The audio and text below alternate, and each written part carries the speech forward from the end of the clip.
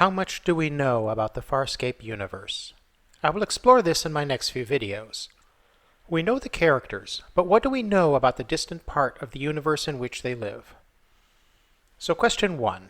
Where is all of this taking place? By the way, what part of the universe are we in? Are we still in Orion's Arm, still in the Milky Way? I have no idea what I'm talking about, do you?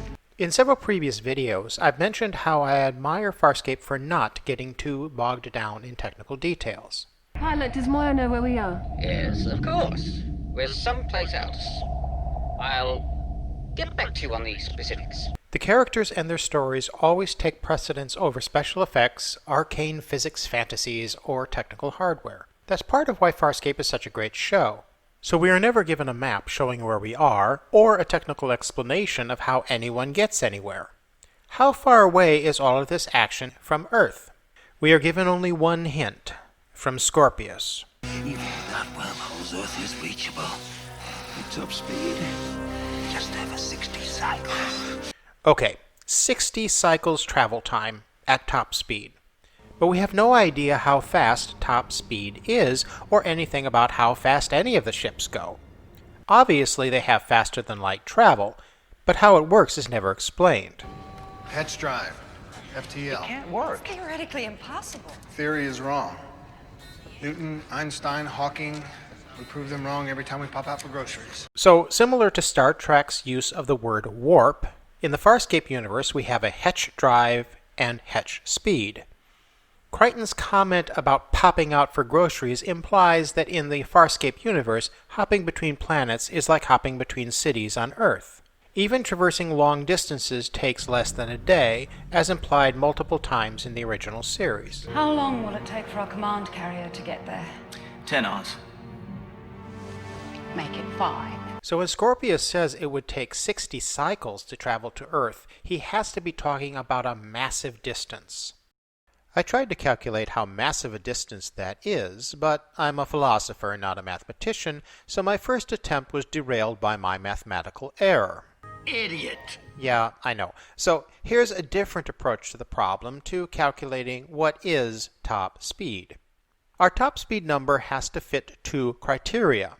On one hand, top speed can't be so slow that other stars aren't a short time away as shown throughout the series. But on the other hand, we know that Earth is in the same galaxy as everything Farscape. We took great care to choose a species no one had met before. We found your kind, primitive and barely clothed, far removed on the galaxy's outer spiral. Thus, top speed can't be so fast that 60 cycles would take us outside the galaxy. The fastest speed mentioned in the original series is Hetch 9 in Premiere, and with that reference I'll try to start. When they tried Crichton's slingshot maneuver, they reached a gravity-boosted speed of Hetch 9 halfway in and then exceeded it before they pulled up, slingshotting at even greater speed out toward the uncharted territories. There are variables we don't know, but we do know it took them about a minute to go from however far they got back to the Commerce planet. How far they got is the big unknown variable, and it turns out to be key to the whole thing. I tried calculations based on the distances from Earth to Jupiter, Pluto, and the Oort cloud, but they didn't work, being either too slow or too fast to fit our criteria. What does work is to assume that they got the equivalent of about a tenth of the way to the Oort cloud, or 5 times farther than Pluto's orbit, which is 200 AUs, or 1600 light minutes distance. So they return to the planet at roughly 1600 times the speed of light. These are all ballpark estimates, but it seems that Moya would have great difficulty holding together at speeds above Hetch 9, and since we have nothing better to go on, let's say that Hetch 9 or 1600 times the speed of light is top speed. But space, it's big. It's really big. Even at 1600 times the speed of light, it would still take us about a day to get us to our nearest star, Alpha Centauri. Astronomers calculate that 4 light years is about average distance between stars in the Milky Way, so about 22 arns may be a little long for what Crichton calls popping out for groceries, but it's not insane and generally fits with the actions in the original series. That speed doesn't easily work for the scene about getting to Arnesk in 10 Arns. They had to already be very close or within the stellar system already, but we all know about plot conveniences. But the 1600 times the speed of light number works for Scorpius' statement about getting to Earth in 60 cycles at top speed, with Earth also being in the outer spiral of the galaxy.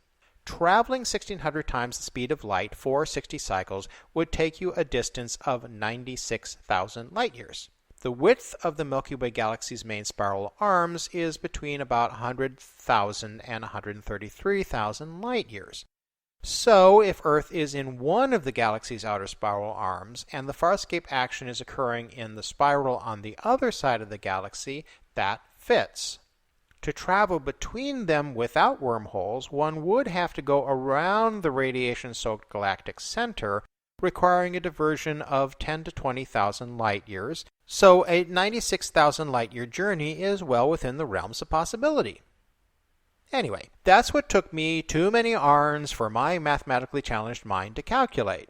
Hetch 9, top practical speed, about 1600 times light speed.